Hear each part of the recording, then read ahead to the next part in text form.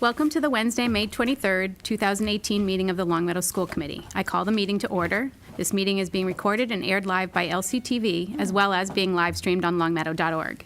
It is a legal requirement for anyone else to disclose if they are recording this meeting. Anyone? Okay. Please join us for the Pledge of Allegiance. I pledge allegiance to the flag of the United States of America and to the republic for which it stands, one nation, under God, indivisible, with liberty and justice for all.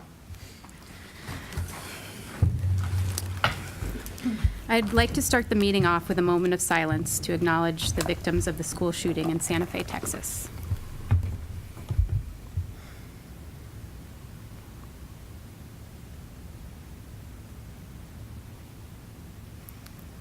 Thank you. Okay, moving on to correspondence. Melanie? Okay, so first is an emailed letter dated May 7, 2018 from Ms. Nancy Mueller regarding homeschooling and participation in athletics. Next, an emailed letter dated May 9, 2018 from Mr. Thomas Landers in response to Ms. Mueller's letter to school committee. Next, an emailed letter dated May 10, 2018 from Mr. Mike Warren regarding the superintendent's evaluation. And lastly, an emailed invitation from Dr. Elizabeth Nelson, principal of Wolf Swamp Road School, inviting the committee to the May 16th family math night. Okay, thank you. And then moving on to approval of minutes. Okay, so we don't have the 25th, but we do Okay. have the 9th. So I move that the school committee approve the minutes to the May 9, 2018 school committee meeting as presented. Second. Thank you. Any discussion? All those in favor? Okay, opposed? Okay. And moving on to visitor comments. Okay, come on up right here. And just let us know your name and your address. Thank you. My name is Nancy Mueller, and I live at 42 Claremont Street in Long Meadow. So my comments are regarding the homeschooling and athletic participation policy. And I have had sent emails back and forth several times to the school committee members and gone to a couple of the policy subcommittee meetings when this issue was being discussed. I have some concerns about the revised policy for homeschooling and athletic participation that was voted on last week.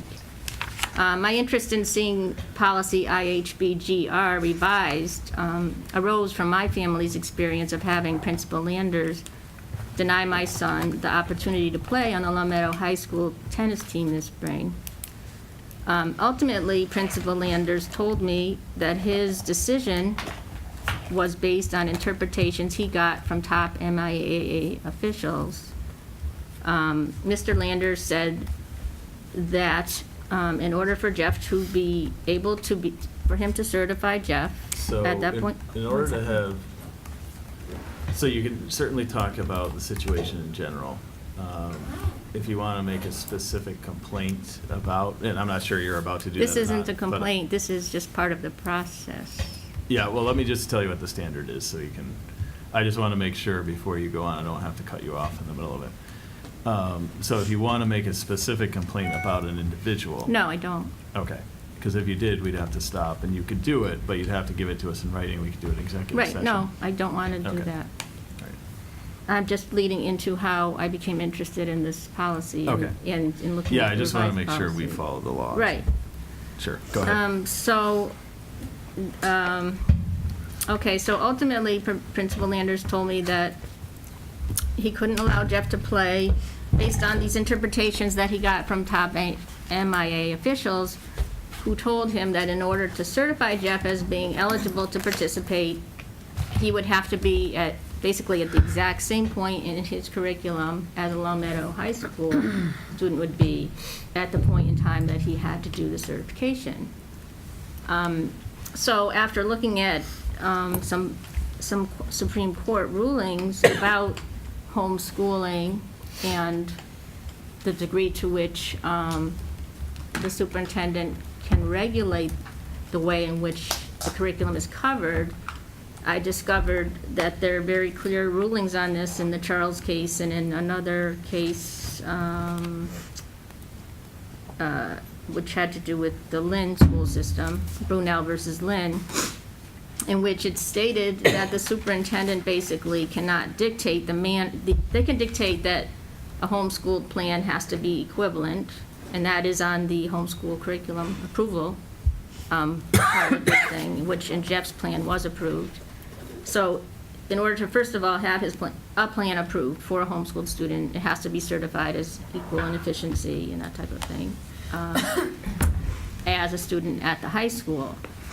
But then there was this further requirement, as I said, that a student has to be at the exact same place, the exact same time. And Supreme Court rulings have said that superintendents cannot dictate the pacing, the manner in which courses are taught, the types of assessments. I mean, there can be some agreements about types of assessments, but the pacing of when you cover what in your course shouldn't be dictated by the superintendent, as long as by the end of the school year, you've accomplished what you said you would, and your schooling is equal in efficiency and thoroughness to students in the public school. So I don't feel like this kind of standard is taking into account what we know about these Massachusetts Supreme Judicial Court rulings about homeschooled students. So basically, so your revised policy has the statement in it, IHBGR. It specifically says, the academic standards required to establish eligibility for interscholastic sports are distinct and more stringent than the standards required for approval of a homeschool education plan. And after I misinterpreted it at first, and I was thinking maybe it was easier for a homeschooled student to get approval, but then because of the wording is a little ambiguous, but then after asking a few people their interpretations, I realized that the intent and meaning was that it will be more difficult for a homeschooled student to get approval. It's saying, they will their criteria will be distinct and more stringent than the academic standards required for students at Long Meadow High School. And I think it would be important for homeschooled, parents who are planning to homeschool their students in this community to know in advance if in fact the school committee wants to have that more rigid requirement, then they should know why that is, why it should be stricter for homeschool students. They should know how it will be stricter. Otherwise, they will have no idea how to design their plan to meet the criteria for athletic participation. Right now, the way it's worded, it would be, I don't feel that any homeschool students could know what to do or how to approach their home education curriculum. So, to me, the implication of paragraph 7, line 2 of policy IHBGR is that somehow a homeschooled student, again, education will need to be more stringent and thus not equal to the education provided to Long Meadow High School students. So they're being somehow held to a higher standard according to this wording. So I submitted to the school committee in a couple emails a proposed modification or some ideas for a proposed modification to paragraph 7 of policy IHBGR. In that paragraph, I suggested that the paragraph say something like, MIAA requirements relative to academic eligibility must be certified by the principal at the same times that all other student athletes are to be certified as academically eligible. The principal must certify that the curriculum of homeschooled students is, quote, equal in thoroughness, efficiency, and progress to the education provided in the district, unquote. The principal will periodically review each homeschooled student's progress during the course of the school year, at least once each quarter, recognizing that according to Massachusetts Supreme Court rulings, the timetable, pacing, teaching methods, and/or assessment methods that parents use to educate homeschooled students may be different than those used by teachers in the public school. The principal should not expect that at any given time during the academic school year, homeschooled students will be at exactly the same point in their curriculum as students in the public school. And so that's my proposal that I sent to all the school committee members. Thank you. Also, I'm concerned by the fact that we know that as soon as, it would be nice that as soon, for parents to be able to look at the website under the pupil services and see be told that as soon as they submit written notification to the superintendent of their intent to establish a home-based education program, that's where they need to be clearly informed about whether or not an approved home education plan will mean that the student can qualify in MIAA sports. If the school committee decides that the standard for MIA participation for homeschool students, if you keep the wording that it will be distinct and more stringent than the standards for Long Meadow High School students, then parents need to be given specific details about how the standards will be different so that they can design their homeschool curriculum in such a way as to meet those standards. Thank you, Nancy. Uh-huh. I don't And- mean to cut you off, I'm sorry, but we have a 3-minute policy for visitor comments. Oh, okay, I I'm didn't know sorry, that. that's okay. If you could just maybe, 1 or 2 more lines. Okay, yeah, just one, Thank you. actually, there was only one other thing I wanted to get in there, is that the principal is required to list all homeschooled students, not just those interested in athletics, on the annual MIA form at the beginning of the school year. And so that needs to be done immediately. The second thing that needs to be done is that I thought that the policy committee was saying that they were going to put in to the policy a stipulation that they would approve all homeschooled students' education plans, not just those under the age of 16, because otherwise juniors or seniors who are 16, 17, 18 will not be able to even try to play sports. They'll just be out of the picture. Thank you. Okay, you're welcome. Thank you. And just so you know, we also don't, our policy is not to respond to the visitor Sure. comments at the time. So Sure. Thank you very much. You're welcome. Thanks. So next, we will move on to school committee announcements and recognition. I would like to just congratulate Bryn Cartelli for her winning of The Voice last night. Just amazing. I'm guessing everyone in the room stayed up to watch. So congratulations to Bryn. Anyone else have any announcements of recognition? So I saw that schools met Wits. Our team is in the quarterfinals against Lennox. I think it is, yeah. It's going to be, what is it, May 29th? 26th. 26th, okay. Oh, yeah, Saturday. May 26th. So that will be on WGBY, right? What time? GBH. What time is that? 7 p.m. Saturday evening. Okay. Great. So that's good. Used to watch that when I was a kid. Never went on it, though. Karen? As this is your last meeting, I just wanted to point it out, and I wanted to express my gratitude to you guys. I don't want to make a big deal because I don't want to make Russ cry. But Michelle, I just want to thank you for your quiet, calm encouragement and support all year. You've been a fantastic leader, and I really do appreciate all the hard work that you have done. And Russ, I just want to say thank you for your knowledge base and your experience. It is invaluable, and we are definitely going to miss it. So Thank you. Thank you, guys. And I'll just second that. So we'll be calling for consultation on Thank you. advice. I definitely third those sentiments. Thanks, Stephanie. Well, it's been great working with everybody. I'm going to miss such a great team of motivated and, people that really care so much about this district and this school. So, thank you. Okay, keeping us on our time limit here, business with guests.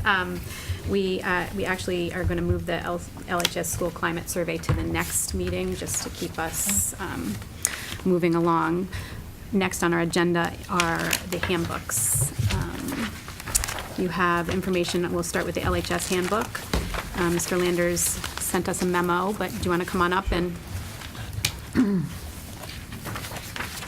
So I know that Mr. Duffley came here on May 9th. He did a great job. I watched it afterwards, so I know he answered questions and did a very detailed, thorough job. So I'm not going to address that. But at that meeting, the committee asked the school council that's charged with making proposals, changes to the handbook, to go back and revisit the issue of class cuts. Specifically, my understanding in a conversation that I had, a follow-up conversation, was that the first class cut, the committee asked us to consider that, thinking that it was too punitive. I was given a couple of district examples, Wellesley in particular we looked at, because that was pointed out to us. We had a dialogue. The crux of the meeting on May 16th, our last school council meeting, was dedicated to that. So the addendum that you all received is pretty straightforward. The proposal from the LHS School Council is to do a pilot program, and they're asking me to look at it. They're concerned. They're hopeful, but they just want me to monitor the fact that class cuts don't go up. But the proposal really mirrors Wellesley. It's actually a little bit more liberal than Wellesley's. But the first class cut would be the assistant principal would process the cut, notify the parent, guardian, teacher, school counselor. 2 detentions will be served. And they just wanted to clarify that this would apply to the first class cut of the academic year. So, and I use the example. So you can't have a first, slap on the wrist for history and then English and then science and then PE. But you get one. It's certainly less punitive. And then second, and any subsequent cuts, which we don't have a major problem with, would be the 10% cut, which exists now. And it's pretty straightforward. So the council, I put in there, a teacher reserves the right to assign a 0 on any assignment assessment that took place. We didn't have to include that, but that's within a teacher's prerogative anyway. We felt that was more honest and upfront. It's different from Wellesley. Wellesley mandated it. We didn't mandate it. We didn't feel that that's really getting into a teacher's prerogative. But we want to put it up there to be honest and upfront and to discourage bad decisions in terms of cutting a class. So that's pretty much it. We were asked to reconsider it. You have it in front of you. And we hope that you support it. Thank you. Russ? So I'm fine with that concept, and trying it for a year and seeing how it works. Did anybody contact DESE? That was one We thing. did. And We what did they say contacted about DESE. They said that they took no stance on it. It's purely a local issue. Okay. I think Mr. Dunkley said he would do that, and so he did that. Okay. And verified that. They don't want to take a stance. So I don't know where that advice came from years ago, but regardless of that, I think I kind of lean towards, I'm actually okay with being somewhat punitive the first time, but I would say, even if it was a suspension, let's say it doesn't work this year. Next year, if it was a suspension for the first cut as opposed to cutting the grade, I just think that, the crime and the penalty fit better than changing a grade because you cut. Because you could definitely give the kid a 0 for the class. That would affect the grade anyway. But that's kind of the way I lean. So I'm actually okay with a fairly strict penalty. It's just I'd rather have the penalty be different.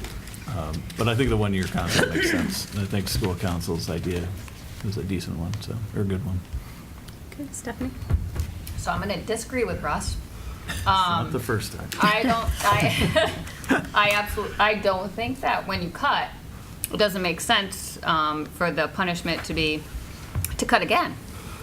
In terms of a suspension, I think that impacts learning, education. I think that, if anything, there have been statements and guidance against that because you're looking at what the overall goal is and the impact on education and learning, and suspension is a big one. You talk about that. They've actually gotten rid of that suspension more than a grade cut. So I think, if anything, that's what's been removed. But with that said, I like what's presented in front of us. And, I'm not on that. I think it's a heads up. I think you have to take into account the culture of the school. I think that this does, and it's that warning. And if it happens again, this is what takes place. So I appreciate them coming back with this, and I'm in favor of it. Any other discussion, questions? No? Okay. So seeing none, I can entertain a motion. We have a recommended motion on there.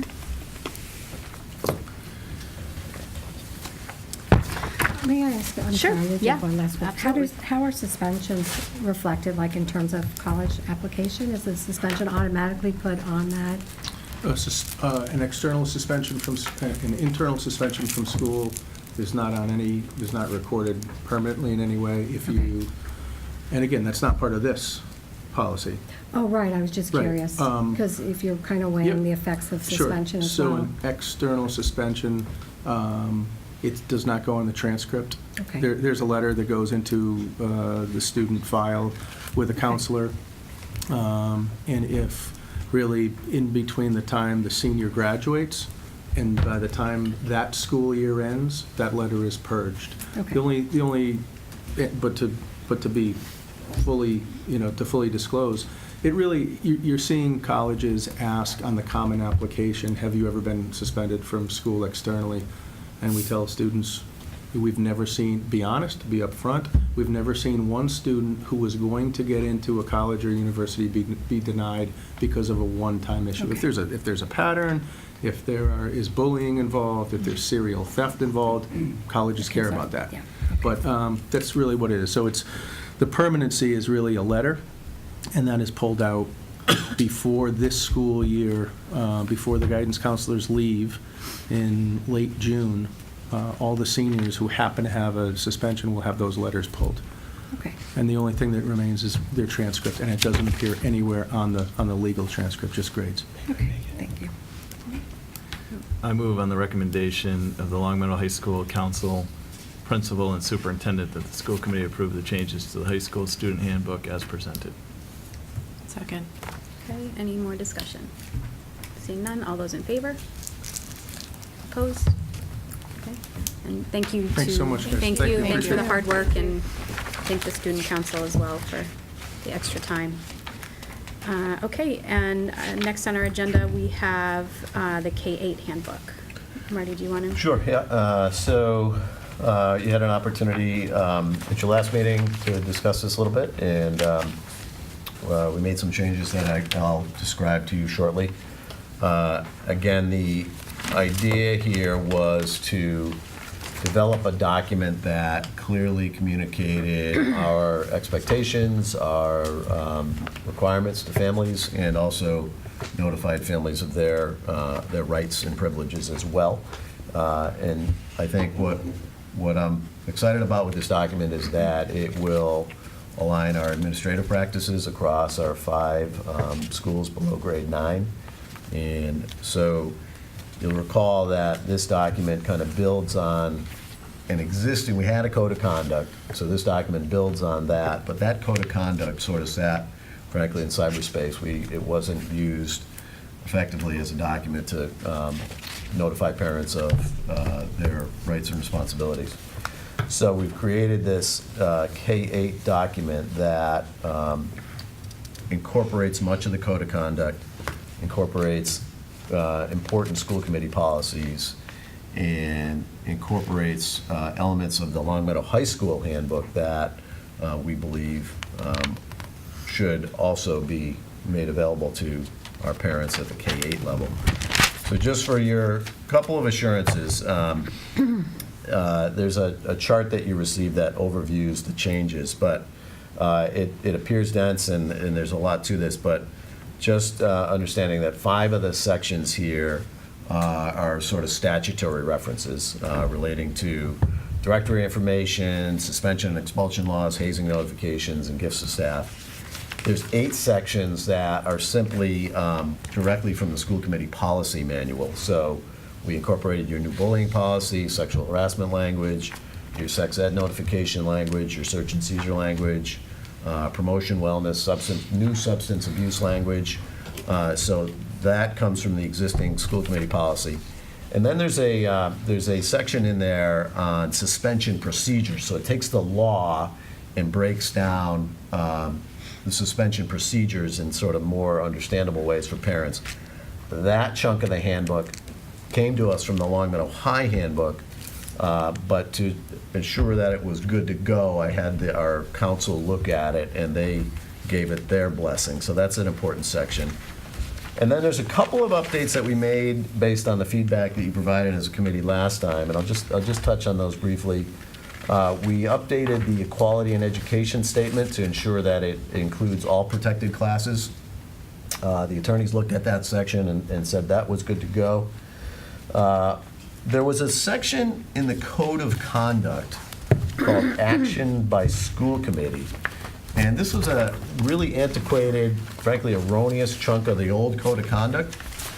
And it essentially said that school committees had the authority to discipline and expel students, essentially for any reason, which is not rooted in law or practice or anything. So it was advisable to take that out.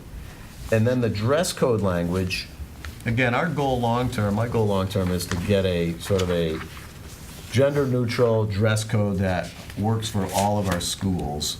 But I think that's probably going to be a project for us next year. We did update the dress code language. The committee felt like there was some words in there relating to virtue and moderation, you recall, that we felt was, we agreed was sort of antiquated, so we took that out as well. So Stephanie had pointed out there's some formatting and grammatical things that we need to clean up, so we can definitely go through it with a fine-tooth comb when Diane gets back to make sure it's clean, and we want it to be presentable, obviously. And I would also note for you that the acceptable use agreement, as it currently stands, is in that handbook. That agreement, however, is under review by the policy subcommittee. So if and when the dust settles on that, we could simply swap out the old acceptable use agreement with whatever language the policy sub comes up with. So it puts us in a I believe in a really strong position to communicate effectively with families, particularly around high stakes issues relating to suspension and expulsion, bullying, and the rights of non-custodial parents. And I think that, frankly, we were not adequately communicating our policies in some key areas, and this allows us to do that. So, if you have any questions, open to your questions or feedback, and again, thank principals for their input. Diane did a ton of work on this as well, bringing together a lot of disparate documents or from different places. Bridget Dulay, Nicole Paris-Crow, Amy Bastian, also, and Paul Dunkerley were enormously helpful in pulling this together as well. So, open to your thoughts or questions and feedback. Karen? So I do have a few like formatting, stuff like that, but for another day that maybe we could talk about. Excellent. And then I just have a couple questions, and some of it may be because it was brought over from the LHS Handbook. Yeah. So on page 15, under short-term suspensions, Yep. under number 2, it's looks like the second sentence. It says, "The principal or designee shall make a good faith effort to include the student's parents or guardians in this meeting." Yes. Can we not have a guardian in a middle school or an elementary school meeting for a suspension? Can we can. not have a? So, sorry for the Yeah. double negative. Yeah. So if we have a suspension meeting, it's Yeah. legal to have a meeting with a young kid without their parent there? So years ago, the answer was definitely yes. So when I was an assistant principal, the law permitted one to meet with a student, offer an element of a level of due process, and then you could take action. Now we have to make, based on the new laws, 2014 I think it was, we have to make a good faith effort to contact the parent. Okay. I think we take that obligation very seriously. Okay. We would want, we would want to make sure that parents are engaged in that discussion if there is any action towards a suspension. Okay. Yeah. Okay, I just wanted Yeah. to make sure that wasn't just mistakenly drawn from the high school language. And then, I had another question here. Let's see. Oh, my other one was on page 41. And I know we've talked about this a lot, so I just want to clarify. The rule for the gifts. Yes. When we had talked to the attorneys at that conference, they made it seem as though the gifts were not during the school year, but during the calendar year. So a teacher could theoretically get a $150 gift from the class for right before the winter break, and then could also get a gift at the end of the year. If it was in different, if it were in If it was different a calendar years. year, as opposed to the school year. So, And what would you say, so we have it written, you have it written here as gifts during the school year, so I was wondering if that should be changed to calendar year. my interpretation, my understanding was it always applied to the school year, but, and I feel like again- we asked that, we asked that exact Yeah, question okay. to the attorney that was there. Okay. So I don't, I mean, I would I say can't check it out. I would say, I mean, we could check it right now, probably. Did the attorneys look While you're over looking. this yet, or? This came from, this is excerpted from the conflict of interest law. Okay. But in terms of like the whole document, do we? Yes, I sent the whole document, and they were particularly interested in remember the now. suspension and expulsion language. Okay. The equality in education language. So I guess I would have to get an interpretation on that, whether it's a school year or. okay. I just wanted to Or point it out because I calendar remember specifically asking that question, and he said, no, we have it as a calendar year so that they could receive 2 gifts without having to Yeah. report it. I would just say check it out. Okay. Stephanie? Can I also ask, so the attorney looked over the section in equality and education? Yes. So the use of handicap is there? I don't think I had that's asked. used anymore? Yeah, And- it should say disability as well. I'd asked Diane to. And all the protected classes aren't listed, so I'm surprised that they look that over because, handicap's not used, and they'll list some of the, all students have the right to be free from discrimination, and then it lists the classes, but there it doesn't include pregnancy, but it does below, so it needs On cleaning up. page 6, we have pregnancy-related conditions. This is on, I have it as 7 on, maybe, We maybe have- it's, I'm off on the page number, but under equality in education.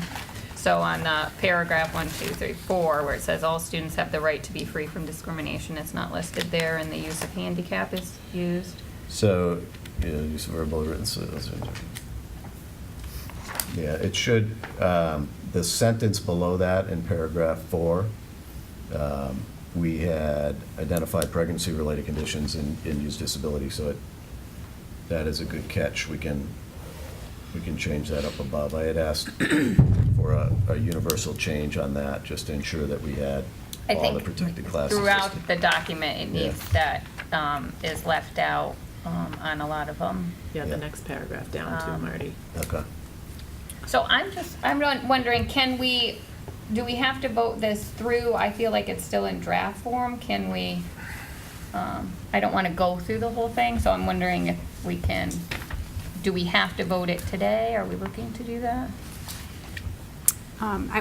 We certainly don't have to. That would this is our last meeting with this school committee, but I see no reason why the next school committee couldn't continue to work on it. If there's still a significant amount of changes that need to be made, then it would make sense. Karen? Just, when I was reading it, as far as substance goes, if we were Yep. to vote on the substance of it, I feel comfortable with the substance. There definitely is more formatting that needs to be done. I think it needs another run-through, but it also needs the run-through of the acceptable use policy. So I don't know if there's a way for us to vote and accept the substance of it and then just make sure we approve the Yeah. Yeah, grammatical I stuff. could, certainly we'll go back through and any formatting issues, grammatical issues, we can clean that up. And then if we can do a universal scan again on the language relating to equality in education to make sure that that's tight. Stephanie? I'll say, some of the substance I still question. We have a part in the back that says kids can't use scooters on school grounds, but kids ride scooters to school. There's certain things that I think it's still, the use of skateboards, scooters, rollerblades in school or on school grounds, so kids ride there's just little things I think that still need, even in substance, need to be, and the acceptable use, agreement is something I think we need to clarify, because that used to be a policy and we moved it out of policy. If we want to bring it back to policy, then it'll go through policy sub, but that was moved out to be Marty's responsibility. And we did that specifically because we felt like the acceptable use agreement is something that needs to be updated yearly. It needs input from staff, and we wanted it to be a frequently updated document. So we actually took it out of policy sub, and we're giving that to Marty and Marty to do. So if we want it back to policy, then I think we need to move it back to a policy. So the wording there is also confusing, because sometimes it's referred to as acceptable use policy versus acceptable use agreement, and we moved it out of policy and into an agreement. So I don't know where people want to go with that. Russ? So the acceptable use policy We don't have that one. we used to have would apply to staff and students. So why would we take it out and put it just in the student handbook? So we had voted on this at some point in the year to take the acceptable use policy out.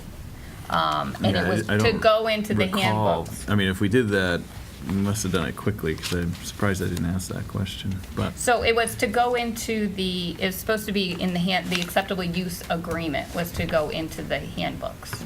But what about the staff? And so then we had gone through this a little bit in policy, just to talk about the fact that staff name needs to be added. If it I should mean, go back to most places it's policy, a policy, really, because it applies to everybody. If Then you're move using it our back. system, you sign the acceptable use, well, you're supposed to at least, accept, Right. sign it and follow it.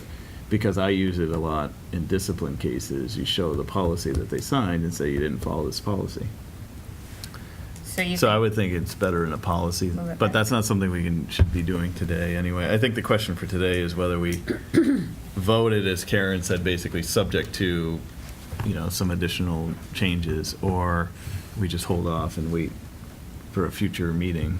But part of that, the holding off and the changes, I think there needs to be clarity on the acceptable use agreement. If we're thinking it needs to go back to policy, it's a totally different procedure. And But it then- could still be in here. I mean, it's not a bad idea to have it in both places, but. Yeah, we just don't have a Okay. policy right now. We voted it out. But we didn't have it as its own separate policy. It was embedded within the social media policy.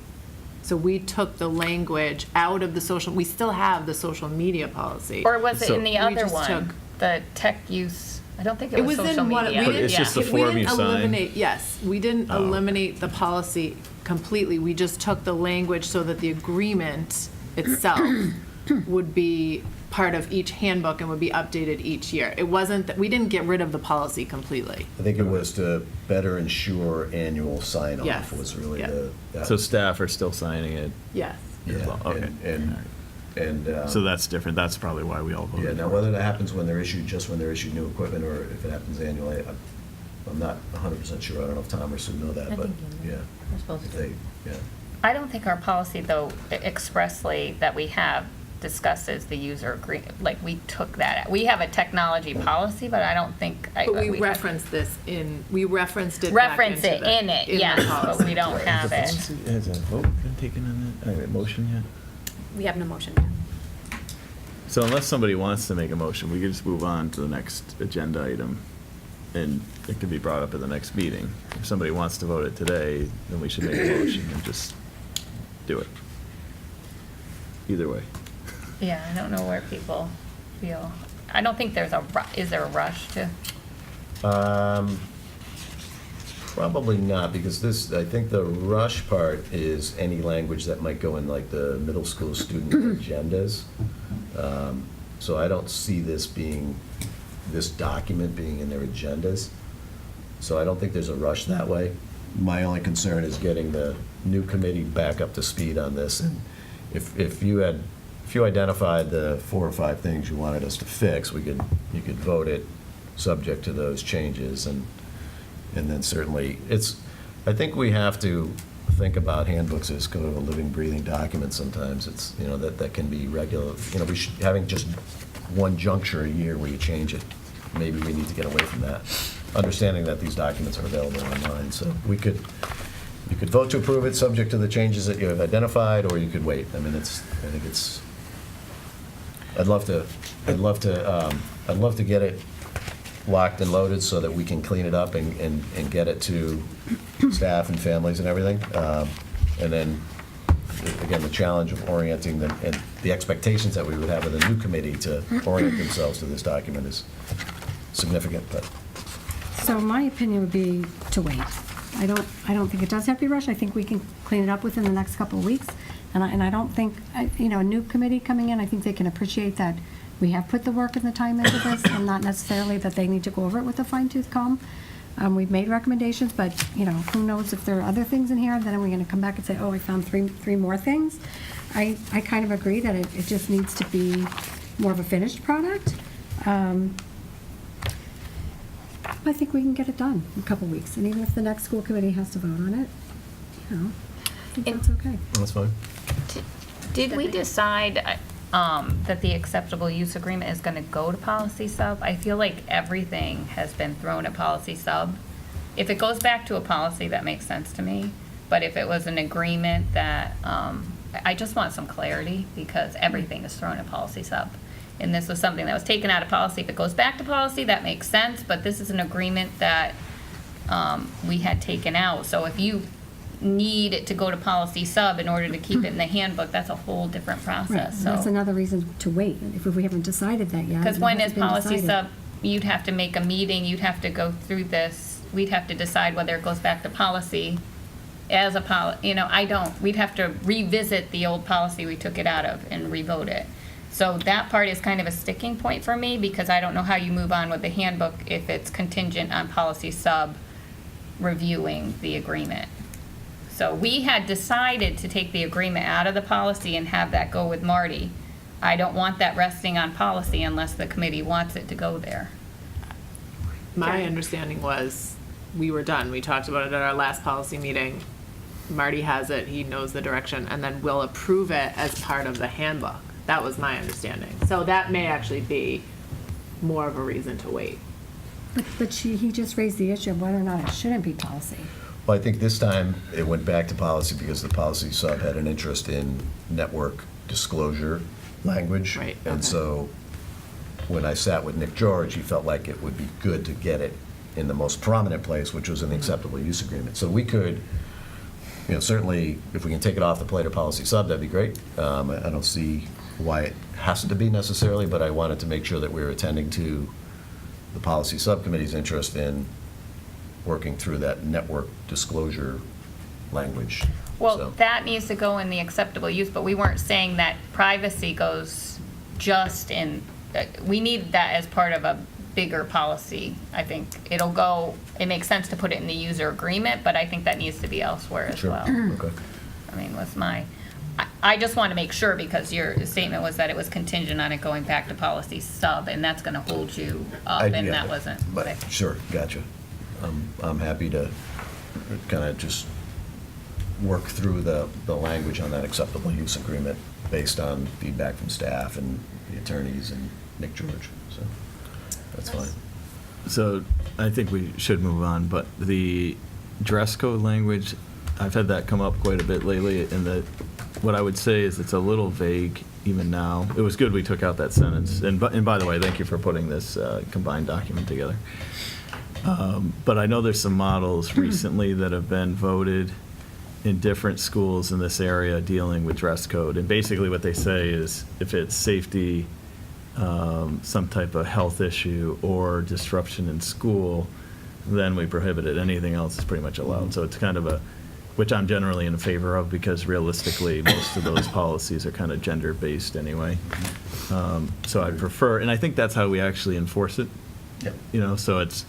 So maybe one of those models that are floating around, I could tell you a couple of the districts, but they're more concise and they just, then you don't get into the gender equality issues. Yeah, and I think our administrative team is completely in agreement with that. They Yeah. realize that we just need something that's tight and simple on, with regard to dress codes. Yeah, and that might not even have to be for this version, but I think at some point it Yeah, should be. and updated. right now, we are, just for everyone's peace of mind, we are enforcing it the way you described, I'd say. Yeah. Yeah.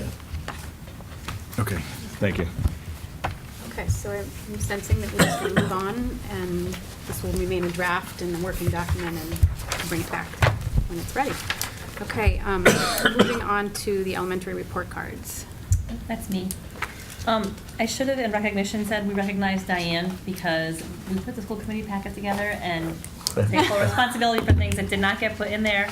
I saw the April 25th meeting minutes floating around. Hard copies might be, maybe it's not on the team drive. I can probably get it for you if you want to vote this meeting on those. But another thing is a report card draft. I know you've seen it before, but if you want a copy, here it is. So I think I've report carded you to death this year with elementary. I think many of you have seen it in your households because your students are piloting it. Basically, the committee is asking that you approve the report card as you see it here. And then if you approve that, to go ahead and think about approving a 2-semester reporting period with the report card and then 2 parent-teacher conferences. So I'll let you look at it for a minute, and if you have any questions, please let me know. I mean, this is just the same one we looked at. You've Yeah. seen it a lot. Yeah. Yeah. Some of you more than others. I So still would like it.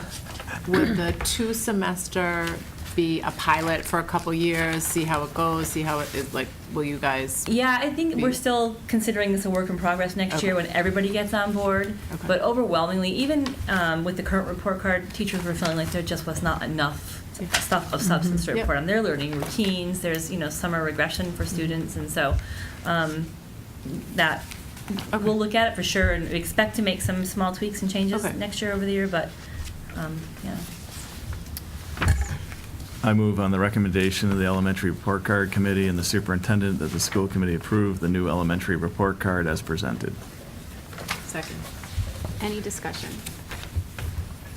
Seeing none, all those in favor? Anyone opposed? And I just want to thank the whole elementary report card committee and Me too. Sue. This was just, I can tell, such a huge undertaking, but also how deeply you looked into it and how much time you all spent in That was making them. sure that it Did was an amazing job. a great process. Thank you I very tout much. it to other schools, actually. Really? Yep.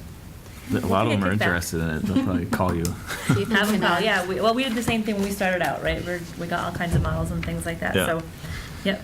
See if you can People get have a been wonderful, patent and on they've it. stuck with it, and they're willing to stay another year, and so I really Great. appreciate all Awesome. their time and Thank them. energy. Yeah. Thank you. Okay, so next we'll move on to the 2018-19 school calendar. The Elementary Report Card Committee is recommending a change to the report card distribution schedule for elementary students, moving from trimesters to semester reporting. As such, this will adjust the parent-teacher conference schedule. The calendar committee met on May 15th and recommended moving the elementary parent-teacher conferences to November 15th and 16th instead of October. Thank you. Bless you. Thank They you. also approved the elimination of the March 14th half professional development day. Sue, did you want to speak to that at all, or is that self-explanatory? Well, in an effort to get more full weeks before we had to report on student progress, and the November dates are kind of right smack in the middle of the first semester. We went through virtually every week to see what week was good. There are really no good weeks to cut kids' school, but this seemed to be the one that most of the folks agreed on. We know that it's November. November's a tough week anyway, with Professional Development Day and PD Day, or Veterans Day and Thanksgiving. So that's what the committee came up with. I think we'd be willing to entertain a little bit later date than that if you felt like that wasn't a good date for these. Maybe when we look at the calendar as a whole from scratch, and we can get better at that. But those are the dates for next year. And then the March half-day PD day. I think the past few years now we've come up with time on learning challenges for elementary, especially. That March PD is a half a day. Teachers have overwhelmingly, at that point in the school year, wanted their students in their classrooms to get ready for MCAS, and so I think we've heard a lot about wishing they had that particular day back. It was a day that got kind of put in the calendar as a result of, remember the early release days we had back a while ago? We changed those, and someone said, well, how about a half day instead? And we said, okay, that sounds great. And so in the process of learning has been a little bit of a challenge to plan things, and this year especially was kind of a tough one with all the snow days and things Yeah. like that. So I'm going to get kids in the classroom instead of having PD that day. Yeah. Okay, great. I know Russ is itchy to make a motion. Yeah, sorry about that. That's okay. It's twitching. I know we don't have a lot of time. I move on the recommendation of the calendar committee that the school committee approve the amended calendar for the 2018-19 school year as presented. I have a motion. Is there a second? Second. Okay. Any discussion? Stephanie? I will just say that I can see that, I do agree that it's helpful to have it later in the year. The conferences in October seemed like everything was so new, and but I do notice, and I think other people will, there's 2 weeks of not really a whole lot of learning going on in November, but we already have 4 days off there anyway, so be a 2-week vacation. I'm in. But I do think it makes sense to move it later. I would agree with that. Definitely. Russ? It is one of the big complaints is our calendar is way, it's nobody's fault really, but it's way too chopped up. Yeah, headed into I mean, this next school year, it's far better for the first several weeks than it has been in the past. But, Yeah. I mean, at one Yeah. point, we got to almost Halloween, and we hadn't had a full Yeah. And I that think year. that was part of the So- rationale with dropping that half professional development day in March, is that March was always that month where you Yeah. just gain some momentum and you get a lot done. Last few years, March has been interrupted by snow. It seems like, what used to be the February snowstorm period has moved to March, and Yeah. and then it's also at a time when we're doing a lot of universal screening, and the coaches are engaged with the elementary teachers, and so rather than just having a professional development day just for the sake of it, the PD, the administrative team felt like there was nothing pressing that we needed that half day next year. So March will look better than it has in the past, we hope, if Mother Nature cooperates. And October looks much better. October looks a Yeah. lot better, yeah. That's great. Yeah. I definitely like this. And just to throw it out there for future down the road, when you look at other schools and how they handle those half days and PD days, they have like a systematic way, like where you can predict it's going to be a half day. That may be something I think that might make sense to think about down the road, because we have, our half days bunched together, and for working people, that makes it really hard when you Yeah. have, those bunched together. But, they'll have it a Wednesday, a half day, every other week or something like that. Connecticut, I think I'm aware of where they do that. But it's something to think about in a systematic way rather than bunching 2 half days together. Something and- more predictable. Yeah, Yeah. that kind of just makes Yep. sense, and then you have that time available when you want to put a PD or when you need something that the parents already know it's a half day coming at them, kind of, for the future, I just think. Okay. We have a motion on the table to approve the recommendation of the calendar committee for the amended calendar 2018-19 school year as presented. Any other discussion? All those in favor? Okay, opposed, and the motion passes. Okay, moving on to administrative reports, starting with. No formal report. I just want to mention the distracted driving assembly and mock crash that was coordinated at the high school today. It was an outstanding event. Partnership between the DA's office, Long Meadow Police, Long Meadow Fire. Our juniors and seniors watched a really captivating video on the dangers of distracted driving. Then they had an opportunity to see the mock crash out on grassy gutter, and that was a pretty moving experience. I think they removed the car. We were kind of hoping they would leave it there as sort of a talking point for families, but I think they took it out sooner than we anticipated. So, but it was a great assembly. A lot of credit to the high school administration for pulling together the logistics on that, and thanks to the DA's office for bringing that to us. So it was a great event. Great. Thank you. Yeah. Okay, Sue?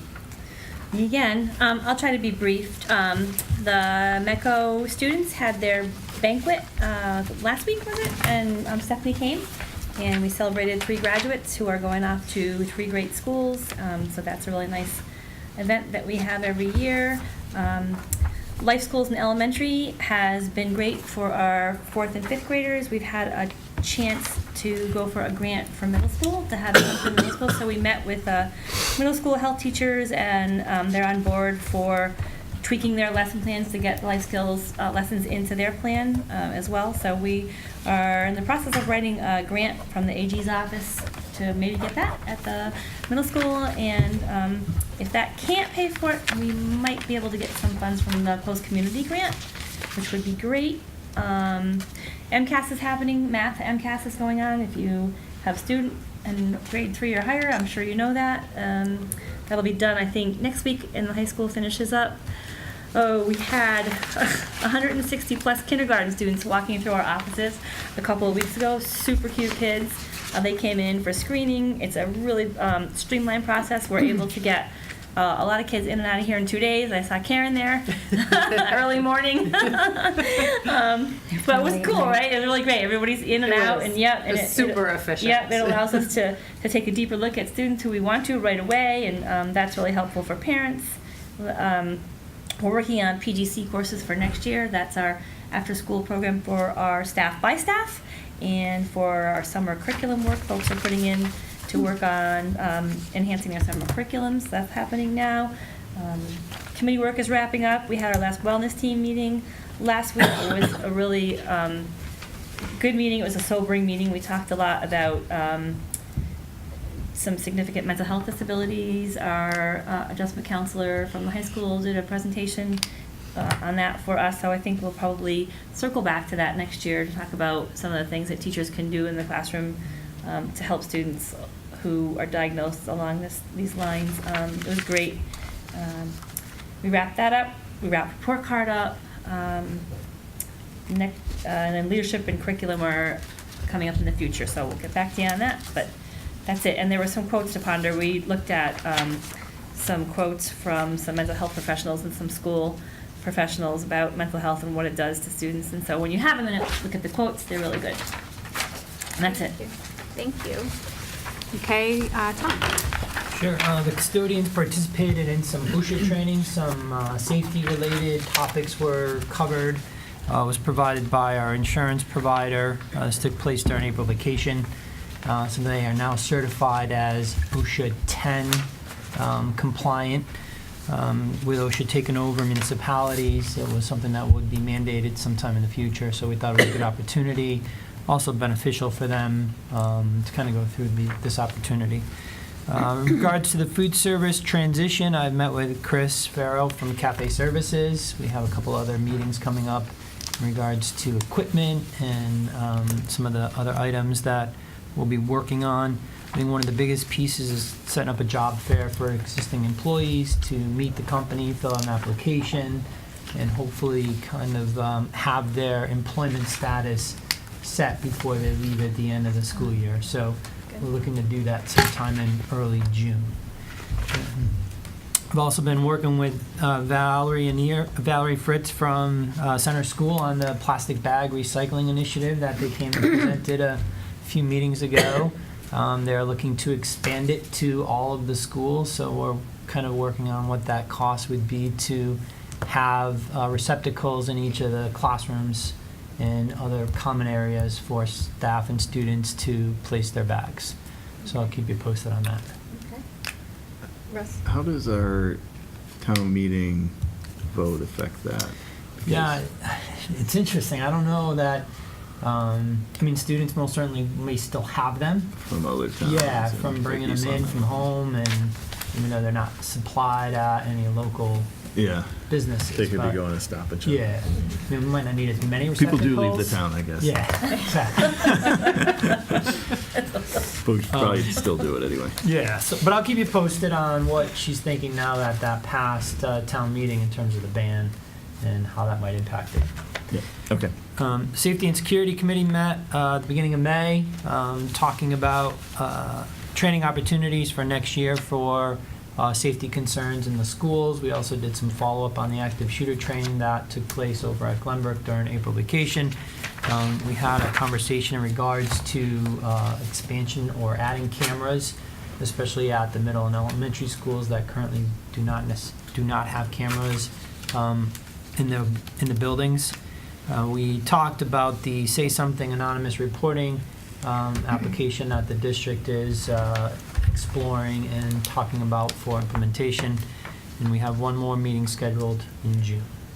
And the last item, bus registration for next school year. Notices have been sent out. There's information on the website. I'm asking the schools that have students that would be eligible to put it in their newsletters so parents can register to make sure their students are receiving the bus pass before we fill up. We always do, sometimes during the summer, especially at Glenbrook.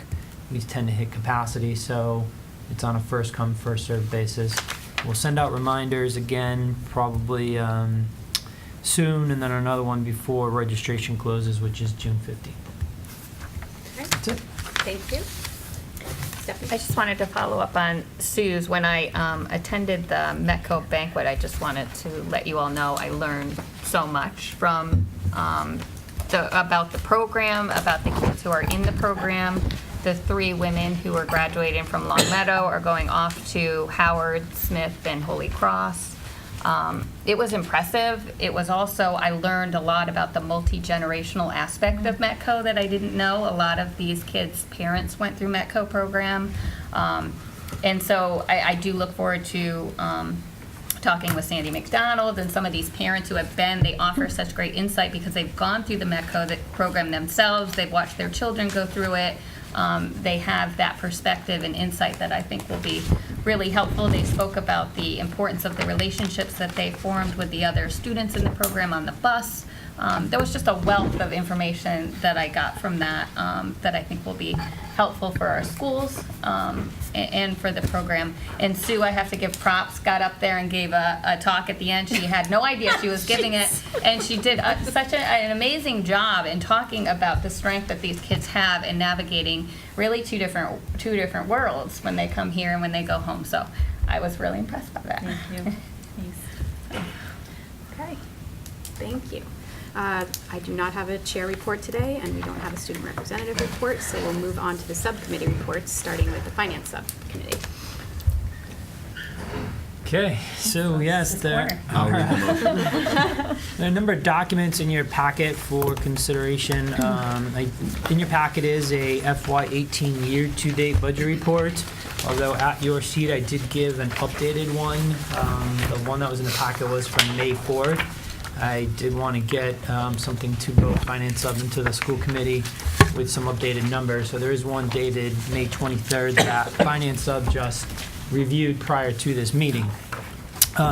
Things are still trending in the same direction as the previous report, kind of where we've been all year. Special Ed has done a phenomenal job in terms of cost containment, which is really what's contributing to the funds that we're anticipating having available as of June 30th.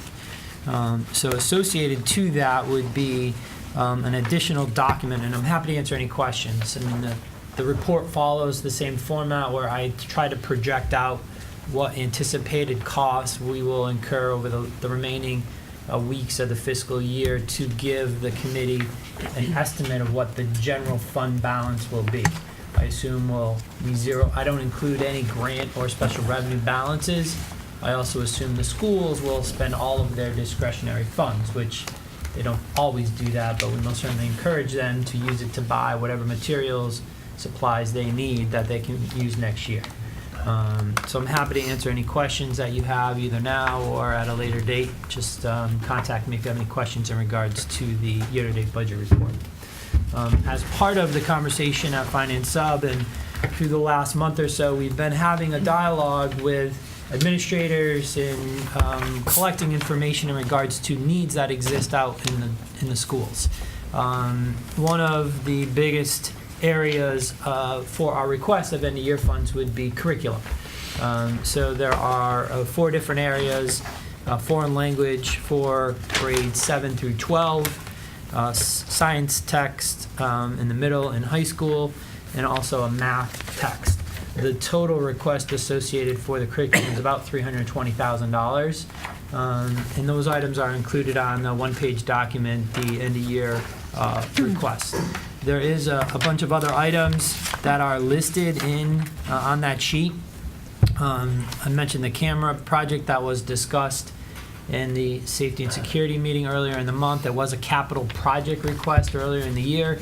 Capital did not take any action on it. They did not recommend it for funding. They did indicate that they didn't feel that cameras met the definition of a capital project. So our goal would be to get the funding to buy the servers to support the infrastructure needed to support rolling out a camera project. Phase 2 of that particular project would be to go to town meeting in the fall and ask for the funding to buy the cameras, installation, the wiring, and so on necessary to get that up and running, instead of waiting a whole nother year and going back to capital and not sure whether or not they would even consider it. Another project I think that we considered a priority was the replacement and expansion of our AEDs. There's a new law coming in effect on July 1st in which any school-sponsored athletic events, we have to have an AED available. Unfortunately, the Department of Education hasn't really given guidelines on what that means.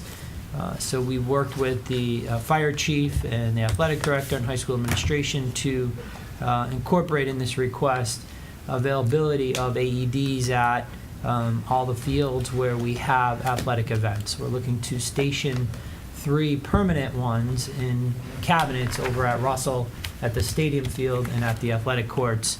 And then there would be some portable ones to go to some of the fields where we have athletic events, seasonal athletic events. But I think it also allows us for replacement of existing AEDs and expansion. It would allow us to add a second AED at all of our elementary schools and replace the existing ones that are getting on just about 10 years now. So I don't know if you want me to go through every single item here, or if you guys have questions. I'm happy to answer the questions. I wanted to hit the ones that I think were the highest priority for the district. But this does reflect a lot of the requests that we've received from the administration and Do you want a motion? DPW in terms of facility items. You want a motion? Please. I move on the recommendation of the Finance Subcommittee that the end-of-year request be approved in the amount of 700, well, about the amount, or? I don't, because some of these are estimates, so I don't know what the final number will be. As presented. Thank you. We have a motion, is there a second? Second. Any discussion? All those in favor? Okay. Moving on to Policy Subcommittee. Got one more. Oh, Sure, sorry. Yep. Just Nope. quickly. Yep. Is the grants and special revenues budget revision number 3. So in your packet, there is a document outlining the revision to 3 grants, the IDEA grant, Title I, and the Drug-Free Community Grant. IDEA and Title I are both receiving a small increase in the appropriation for FY18. IDEA is receiving $4,078, and Title I is receiving a whopping $87. So this revision will recognize that increase in the appropriation, and then the drug-free community grant is just moving existing funds around into the line items where they are spending the funds from. So the total recognition of additional funds would be $4,165. Okay, so go ahead. I move on the recommendation of the Finance Subcommittee that the school committee approve the budget revision as outlined in the document titled FY18 Grants and Special Revenues Amendment Number 3 dated May 8th, 2018. Use that one. That's Doesn't fine, matter. because it hasn't changed from when we. Okay. Do I have a motion? Is there a second? Okay. Any A quick discussion? question. Sure. The Title I funds, what schools are getting them next year? We won't know till What summer sometime. Okay. We don't even know the appropriation or which schools qualify until sometime in the summer. It's usually late summer, too. Hopefully, all of them. Yeah. But, okay. Okay, any more discussion? Seeing none, all those in favor? Opposed? Okay, Thank you. thank you. Now we'll move on to policy sub. So policy met yesterday. We looked at the meal charging policy, EFDA, and that's not in your packet for first reading. It will be next time, but we're looking to get rid of the alternate lunch part of the policy on all 3 grade levels. And then we're looking at different ways outside of policy, just in a procedural way to help to keep the balances low. So part of that is just working on having a message sent out through Power School when it hits 0, and just looking to get it early or, By suspending them. 10% grade cut.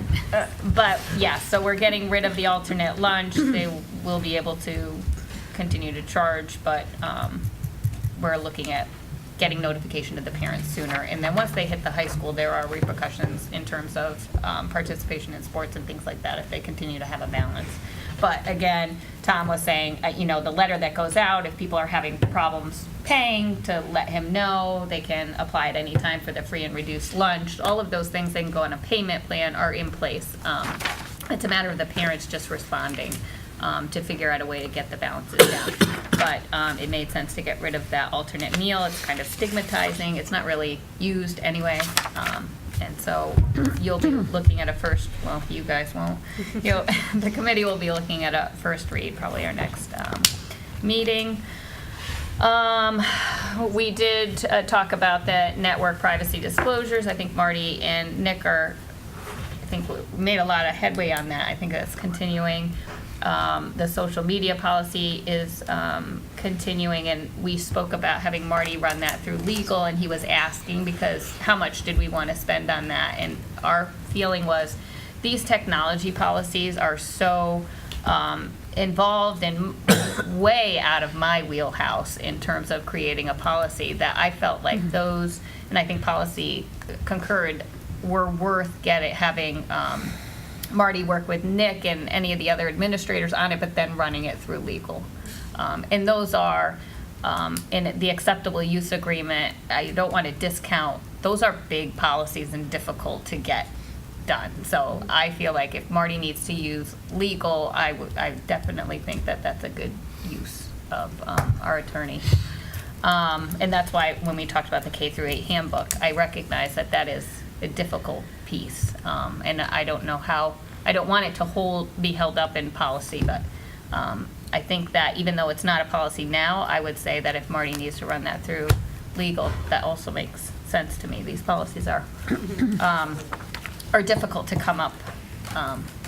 You want to make sure that you're have what you need to have, and that things that are in there can be in there, and all of that. So we discussed that a little bit more, and then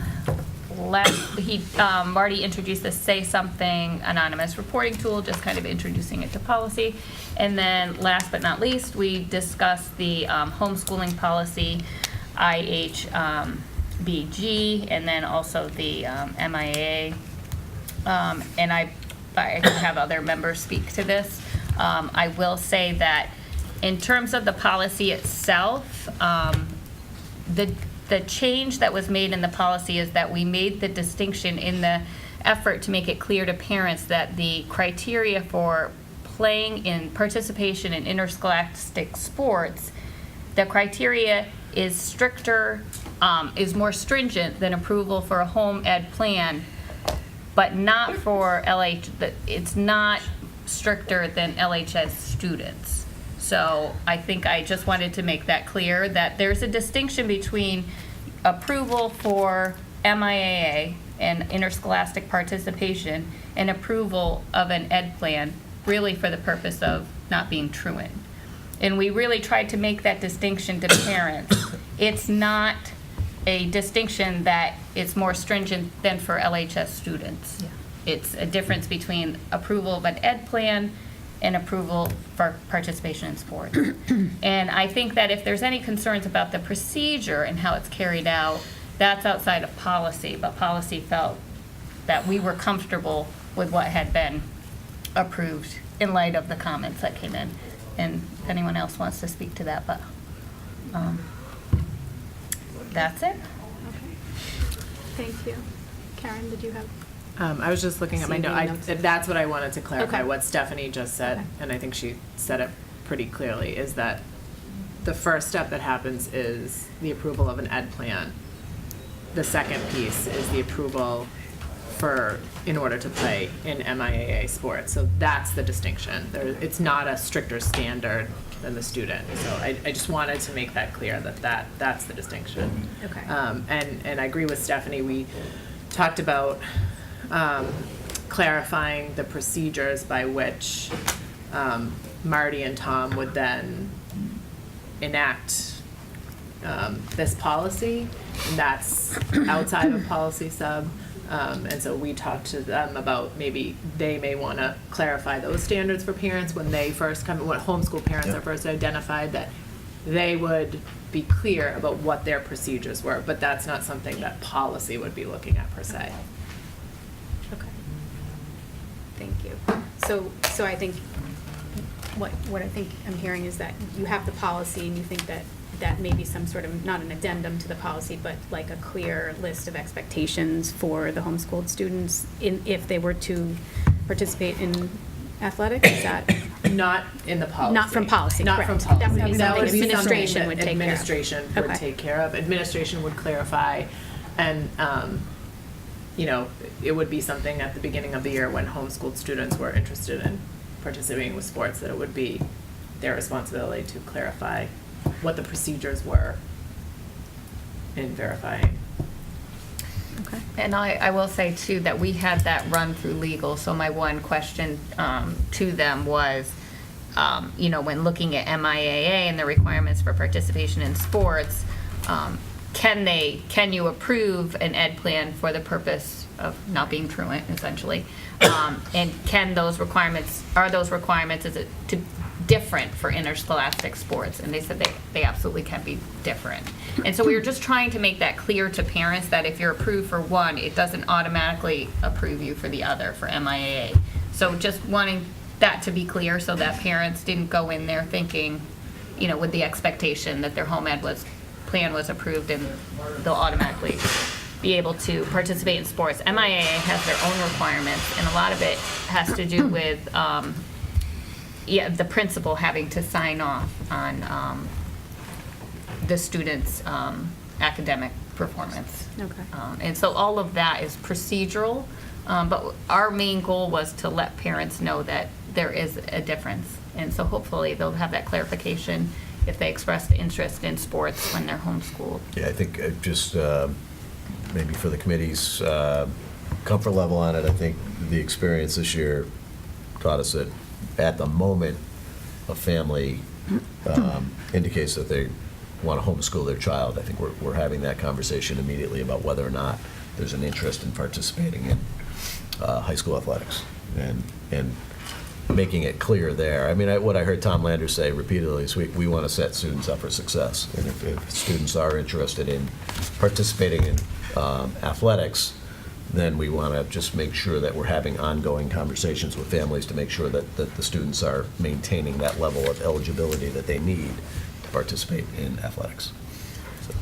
So is that something that we could put perhaps on the website, just, or, you know, I guess you must have something, I think you have something already on there saying if you are considering homeschooling, you have to apply for it. Yeah, I'll take a look at our homeschooling application to see if there's a way that we can gather some information about Yep, like an at the- interest in participating in athletics. Athletics and/or any Yeah. other, you know, course that might come up, and then I think, so is your plan to try to create some sort of a document so that, Yeah, I think we have the documents, I think in the homeschooling application, and then in the policies, and then you have a good procedure that you've created around athletic participation. So I think it's a matter of getting those documents in front of parents Okay. right at the outset. and in terms of MIAA, do they have, you know, do they have an outline for what students are expected to accomplish, or anything that would help guide the parents and the students in the curriculum? Yeah, I can double creating a check. curriculum, I can so- double check to see. I don't know if they offer any explicit guidance on that. I think they identify it as being a local decision based on local expectations, but So, we can. so if maybe whatever our expectations are, if we can make those clear somehow on the website, you know, whatever Yeah. Principal Landers at this time would be using, or whichever principal in the future, what they would be using to determine whether or not the student is eligible and is meeting the expectations. Does Yeah, that make that sense? makes total So sense, then yeah. they have something Right from to the- steer the curriculum from. Yeah, Okay, right from the get-go, yeah. okay. Can I add one other thing? Also, it's also just to note that when a student is above the age of being required legally to be in school, they do not have to submit an ed plan. Okay. So it also adds another element into it. So if the student is 17, right, and we don't need an ed plan from them because they're not truant, they don't have to be in school. So if they've withdrawn their student, that might be another time to kind of have that conversation of if you withdraw your student, you're not considered truant, but if you want to participate in sports, then we do have now, they can submit an ed plan and go through that process. But prior to that, they wouldn't have needed to. Okay.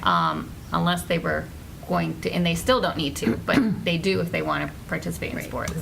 So, Do you have to fill out a homeschooling application if you are above the age of 16 or whatever the? You don't have to, Okay. but you may, and Okay. you should if there's an interest in participating in Okay. athletics. So I think at a point, to Stephanie's point, at a point where a student is withdrawing from school if they're over the age of 16, that's where you had that conversation probably with a guidance counselor or administrator, say, okay, what's the plan for your child's education going forward? Are you withdrawing to attend a private school? Are you withdrawing to attend a charter school? Are you withdrawing to do a homeschooling plan? And then pinning it down right at that moment, whether or not there's an interest in participating in athletics. So. Okay. And then just to clarify, did you look at the suggestion we got? The only reason why I brought this back up again was because by date, we got the suggestion to our policy prior to the approval at our meeting, so I wanted to make sure we considered that suggestion. At policy sub, you reviewed the suggestion and okay. All right. So any other updates from policy sub? that was it. Okay, all right. I just Melanie? wanted to add on that note that there are clearly two distinct standards. An educational policy, from my the educational plan, from my understanding, is that it's a much lower threshold for approval. So that's why we were specific to put in that in order to play sports, it is a much higher level. So just so you know how the two are different. Okay. Thank you. Moving on to Operation Sub. We did not meet, correct? No Operation Subcommittee. Any other reports from LPVC, SEAL, Food Services? We have a meeting coming up. Right? Go We ahead. are canceling the meeting Okay, we have, okay. which is scheduled for next week. Okay. Since we are transitioning to a new service provider, Okay. so we are not meeting. Okay. And I have been serving as the food service representative, so somebody either new to the committee or from here. But I'm sure you're going to stay on, right? And As a parent. You'll need a school committee representative, and I won't be it. Okay. Moving on to textbook adoption. I'm just going to keep that conversation moving. So, again, with text, I think you've seen them all before. You have a document maybe in your packet or online.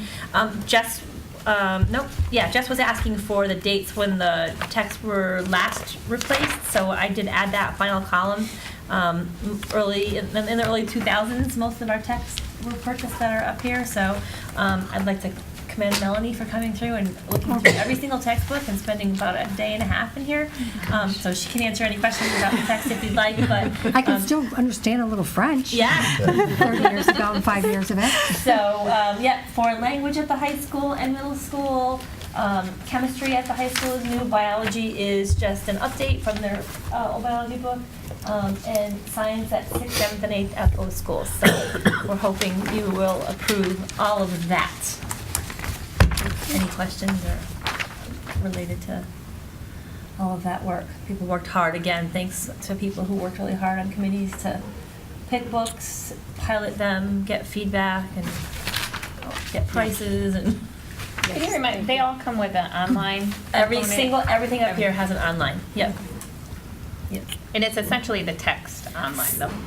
At least the text and then other supplemental material for a lot of them. Okay. So like the FOSS Science has a lot of supplemental Yeah. stuff, like training videos and things like that. Russ, motion? Yes. I move that the school can't committee keep up with adopts the, you want me to actually read this or just say as presented, maybe? You don't wanna say the textbooks French one? as presented. Yeah. I can hear you. The rest is like, the first one is in D'accord. French, I can't read that. As presented, it's fine. So we have a motion from Russ. And Second. Second. Thank you. Any discussion? Seeing none, thank you to everyone that put in all the work on the Thank you very much. textbooks. They'll be Thanks, surprising. thank you. Seeing none, all those in favor? Sweet. Thank you, Opposed? everybody. Thank you. Okay, moving on to committee reorganization and transition. I wanted the committee to be aware that we have a few areas that, with Russ and I leaving, Finance Subcommittee will have no members. The task force does not have any members, and then the chair and the vice chair will be empty. So I didn't know if there was any questions that anyone had related to these transitions, or, our term is officially up on the 13th, or as soon as members are sworn in on the 14th, but, So there's a task force meeting on the 26th, for example. June, which, right? yeah, June 26th. yeah. So we will That's not the, be. So you have a meeting before then, where you could appoint someone. How often are they meeting? Well, once a month. I mean, that is actually one thing I wouldn't mind to continue to do, but I don't remember how we set it up with committees. Like whether it has to be 2 committee members. I think it The think it might select be, board but- wanted to have 2 members on it, so in Yeah. order to keep things equal from the school committee side, we So somebody else felt doesn't like do it. you need at least 1, if not 2. Can you just give a quick, where are you at with that? What are they doing? They're basically talking about special legislation to be able to go beyond the $25 per thousand potentially. And then they're going to continue to look at other options to try and raise revenue and reduce the tax rate, basically. But the main thing is the special legislation. And how are they looking to influence that? Well, one, they have to draft it, get it to the local politicians, send it out. It would have to be voted, usually it'd be voted by Board of Selectmen. So they'd vote it, go to the politicians, go out to Boston, hopefully get it passed. So There'd they're be a going town to meeting. draft it? There'd be a town meeting, too. Someone on the select board is drafting it? I think it's going to be working with the task force and the town council attorney. And they're looking for school committee input and, Well, I think there's other areas, like you have the water tower, you have questions about fees and how we're going to change the tax base, basically, how we tax people. It's kind of a pretty general group. But just we do trying have to- we do have the water towers. I assume that's one of the reasons they want us on it, is to talk about that property. I mean, I think it's actually, out of all the committees, it's probably the most important one, because if we hit the $25, we have a huge problem in town. So even though it's not totally, a lot of it isn't directly related to the school, it is going to be, because it would kill our budget if we hit it. I'm just wondering what kind of input the school, we can really give them. I mean, we have the water tower property, what kind of revenue are you coming up with the school? I mean, there's not, It's mainly, I think they want the support of the school system in regard to any of those things that we're trying to do to not hit the $25, especially the legislation. Because you're going to have to show the whole community supports that, because if it went out to Boston and had lukewarm support, right. it might not pass. Might not pass anyway, actually, but, so that's what it is so far. And their meetings are at night?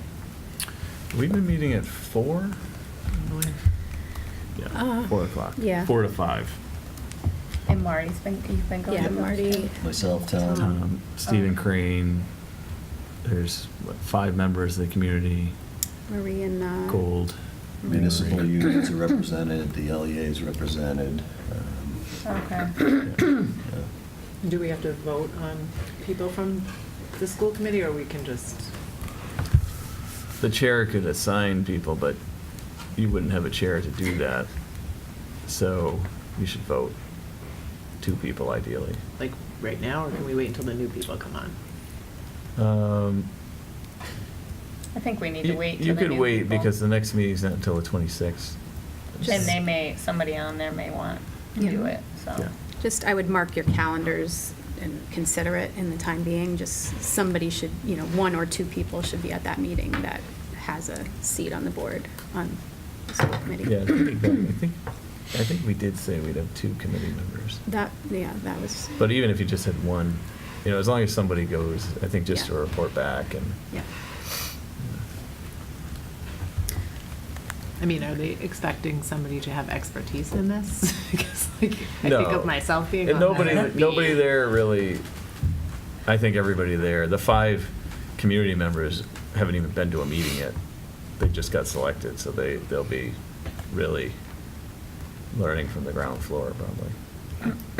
Yeah, and it's not so much in Well, some of particular it. to the like financial element of it as much as it is what actions can we take in order to avoid this occurring and how, how to minimize the impact and that sort of thing.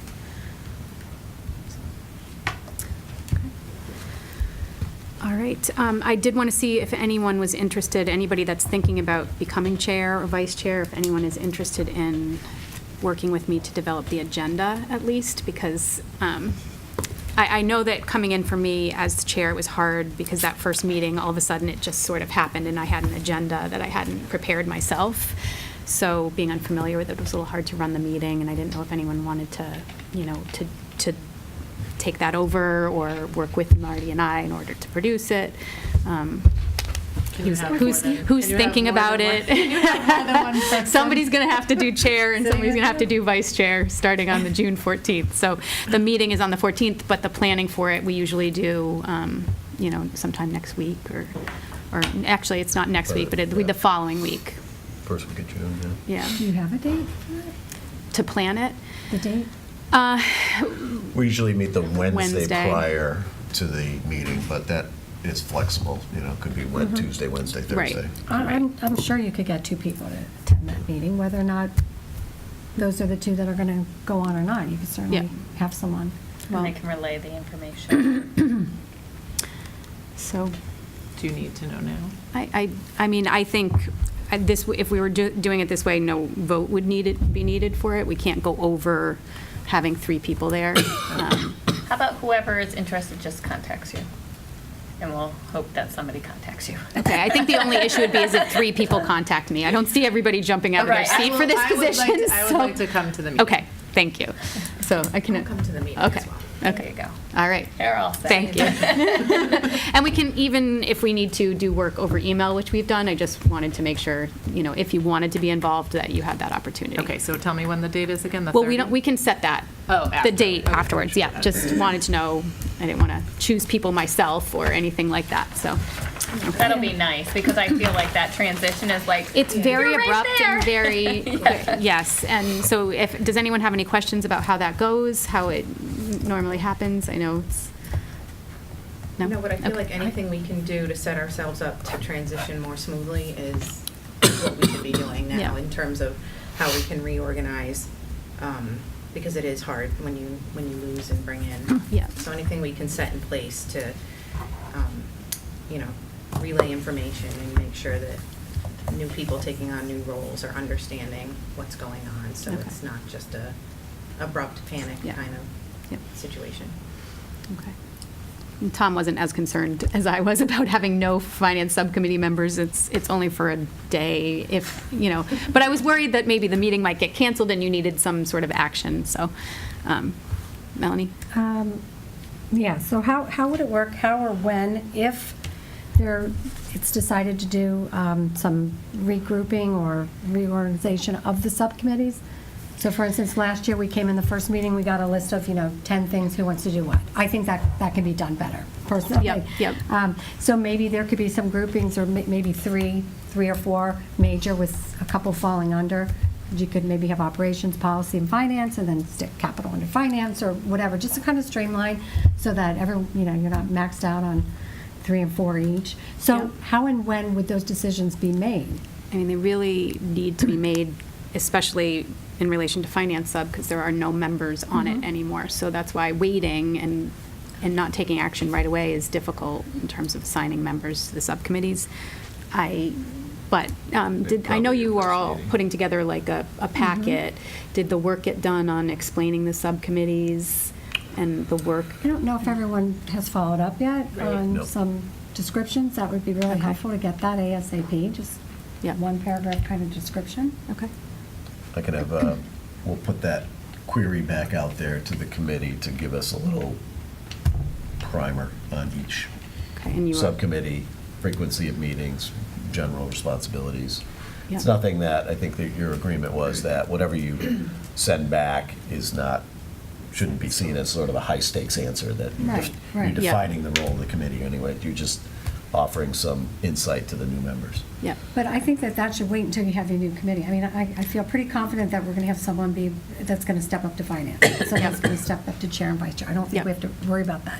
But if we do want to restructure, is this something we have to do like in an open meeting, that we're restructuring committees, or we're moving green into operations? And, I mean, Well, because you'd like to do some of that It's either thought a ahead of time, too. subcommittee or the full committee would do it.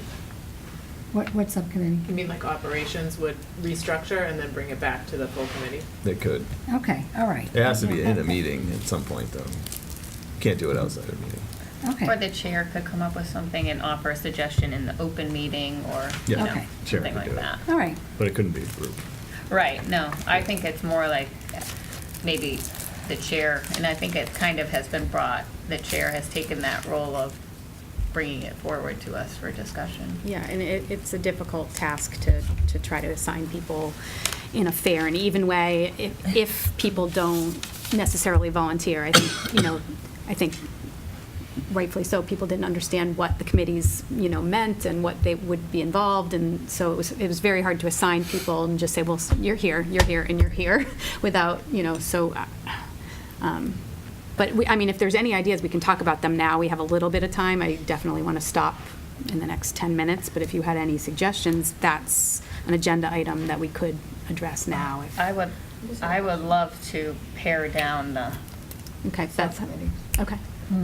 Yeah, I mean, with the subcommittees, I do remember there was even some shifting last year. We didn't really have it set in stone. We kind of pulled and played with people, moving them around, which Yep. was fine. But I guess procedurally, I'm not remembering last June. How does this work for our next meeting if we start with, I guess we would go and set the agenda, but we would technically have no chair. Correct. So that's something that would be, I'm assuming, agenda item number So one? Yeah. I included, in your packet is your policy BDA, which describes how that first organizational meeting has to go and how the nominations for chair and co-chair are received and what the voting process is like. So So that would be done first, probably. that's the first thing that happens. So I think in practice, superintendent would open the meeting and then call for nominations for chair. And once that's voted, then the chair starts running the meeting, calls for nominations for vice chair, and then the meeting proceeds as you go into normal business mode. I don't know that you have to necessarily figure out your subcommittees at first meeting, maybe the important ones, maybe finance sub, probably the task force, the others maybe. you Warrant. can- I think I think warrants, Warrants, payroll, yeah. and Yeah. LPVEC, I think, has a meeting scheduled for, at least they were trying to schedule one for June, so we'd have to vote on LPVEC Yeah. too. And again, it You're could be gonna end something. up, if you're gonna do some of them, my recommendation is do all of them, because Yeah. otherwise it won't be even. And you really should set them for the year and not change them. It should just be, they're set. Can we just, can we kind of discuss, maybe just briefly now before we get to that meeting, what people think about the subcommittees? Like if there's any thought about moving one into another one? I mean, I see the larger, policy is big, finance is big, then we have to have the LPVC warrant signing, but as far as the other subcommittees, there's operation. I'm wondering if that just gets, Tom does operations anyway, like, do you just bump that into finance? I'm not sure, but I feel like we are kind of all spread out all over the place, and some of them meet a lot, some of them don't meet at all. So I'm wondering if we can just pare down. What are some things that operations did this year, just to give us examples? Operations was really just, I think it's felt like to me that it was created for certain things that came up, like high school Okay. start time, that long-range plan, the new guidance for the new school committees to come in. It was more like we have something that we need to talk about, so we'll throw it into Right. operations. It wasn't I didn't feel like we had any specific tasks. Right, right. No, but you could, but like SOI could be moved in there because Yep. that's kind of on automatic pilot. It doesn't need something separate, but it is part of how you're operating. So you could have that, but again, to assign it and not really have anything going on, whereas the other ones may be really heavy, or it's going to be, it's going to be hard. So you could do it maybe as kind of ad hoc throughout the year, operations. When you say do it ad hoc, what topics get covered, or? As things come up. Yeah, right, and that's what I think it was, in case we needed, but in terms of combining it with finance, were you saying to do that initially and just make that one subcommittee? I don't really see these as being finance per se. Right. The high school start time, Yep. I don't really see any of those falling under there. I think you can just do it on an as needed basis, Yeah. the operations. SOI, like for the middle schools, throw that in there. Well, Well, if it comes up, if You reminded me, there won't be anyone on the middle schools, but that won't be anything that, No, but you if need it- urgency on. If but- it comes up, you can just ask someone, you look at their load, see how you're doing, can you, can you, So what I could, with Diane and with input from the committee, I could take on the task of putting together a document that identifies all your subcommittees, what their general responsibilities are, and then you can try and fill it in on that first meeting. You also have capital planning. that There's can go another under one. finance, I feel like. That's just a You're- one person, Potentially. right? That's just. Yeah, like, It was maybe- this year, but Tom and I have talked, you might benefit from having two, Right. or you could fold it into another existing committee. Yeah, if I you think end we up- talked about that, that got cumbersome, because when we came and it was only one person that really had discussed the issues, there was a lot of Yeah. questions. I feel like there should be more people. Okay. Right, but if you take and divide up the 7 members into maybe 3 categories, you're going to get 2 or 3 people in there anyway. Yeah. So they could be in finance, but maybe someone can get to all the finance meetings because they're during the day. Someone else can't, but someone can get to something else. And I think it just gives you a little bit of flexibility. Yep. So I think my recommendation in terms of that would be definitely to develop the groups based on what works, what people have similar schedules, so that, not only your interest level, but just also your time. And so some people, it's an easier thing for them to meet during the day, try to combine those 3 people into one subcommittee so that, whatever. And policy was huge this year. I don't know Yes. what's going to happen to it next year, but it was huge. Yep, yep. And that things, they They ebb and flow. It's Absolutely. So it's, you just have to allow a little bit of flexibility. I mean, I think, assign, but, look how many times we had to juggle things because people's schedules changed or the balance was improper. I think you have to always allow some wiggle room and flexibility. Okay, And Karen? then I remember there was a discussion at the beginning of last year where we talked about the number of people we should have on a subcommittee, just in order to have a quorum. So I thought there was some discussion, it was better to have like 1 or 3. Yeah. Because if you have 2 and one person can't make it, you got to cancel. Right. That's So the issue with it. that may be something we want to consider too, is to have Yeah. 3 people for each, especially if we Yeah. group it into bigger Into 3, subcommittees. We have yeah. 3 people, Right. then most likely you'll have 2 people that will be able to make it. Right. And my other suggestion would be that we have, for subcommittees, we try to disperse like our years, our classes. So, for finance, right now, we have 2 people that were both leaving, so there's no context, Yeah. So I would also suggest that. Yep. Okay. Okay, anything else? Okay, moving on next to, Executive. what's that? Executive session. There's a motion? I move that the school committee meet in executive session pursuant to MGL Chapter 30A, Section 21A, Purpose 2, to conduct a strategy session in preparation with the collective bargaining unit A, which is the teachers group. Purpose 2, to conduct a strategy session in preparation with contract negotiations with non-union personnel, specifically the superintendent, assistant superintendent for learning, assistant superintendent for finance and operations, and director of pupil personnel. And purpose 7, consideration of release of executive session minutes from previous meetings and to reconvene into open session. I don't know if there was supposed to be another. Yes, it is, to reconvene into open session. It says and purpose. Was there another purpose? think that was just a or typo. just a typo? Okay. That's it. Okay, this motion requires a roll call vote. We need a second. Second. Thank you. And Karen Moore, aye. Melanie Rothstein, aye. Michelle Grodzki, aye. Russell Dupre, aye. Stephanie Jasmine, aye. Beth Baron, aye. Okay. Thank you very much. And we'll move into executive session. Thank Thank you.